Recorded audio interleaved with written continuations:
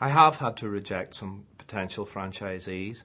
The main reason that I felt they were totally underfunded, and going into a business, I believe that they should not have to take a large salary out of the business in year one, because all that does is stunt the growth of the business. We do reject franchisees when we see them for interview, because if we don't feel that they're strong enough for the network, we actually think we're saving them from themselves for a start, because they could spend an awful lot of money and fail. And we don't want to put people into the network who are going to spoil our reputation and our franchisees' reputation. We don't get everything right all the time. I think that would be impossible. Any network of any businesses will have good, strong people, and they'll have, the vast majority who run very good businesses, or in sales forces, the same thing, great people at the top, the vast majority doing well, but one or two at the bottom who don't do so well. And I think a franchise network will be the same.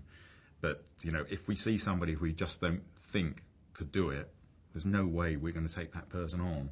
I'd rather talk to someone separately. If I've got some doubts, I'm thinking, well, they could do it, but I'm not too sure.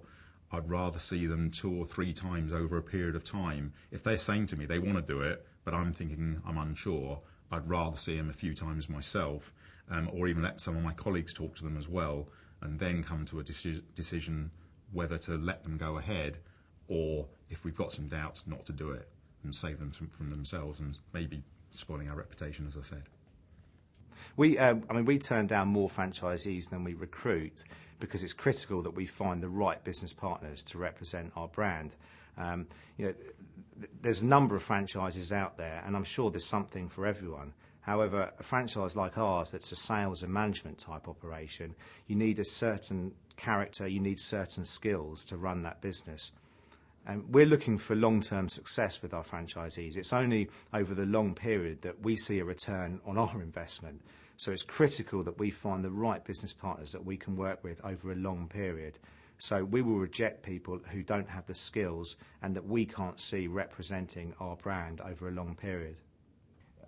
The questioning that comes from the franchisee to the franchisor is a good barometer for the kind of individual and also their perception on what the relationship's going to be like.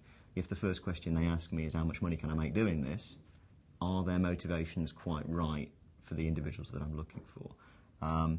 The way that they approach the questioning, there's got to be an element of doubt and scepticism behind an inquisitive question. But if it's kind of labouring and they're looking for areas where they might be being tripped up, they're maybe just not right for franchising, is a potential argument. Individuals who think that the investment in starting the business is enough in its own right. I've written you a cheque for the franchise fee. I'm going to sit back now and watch the money come rolling in. It's just not where it's at all. I mean, this is a decision to run your own business. When selecting franchisees, a franchisor has to be prepared to reject certain candidates. Hopefully, the selection process prior to interview will ensure that only those candidates that fulfill the criteria come for an initial interview.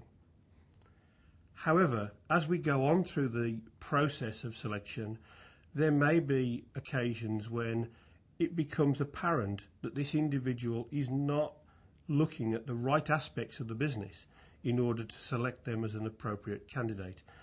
And the right thing for a franchisor to do in this case is to suggest to them that they would be better served finding an alternative franchise concept or even a method of earning a living.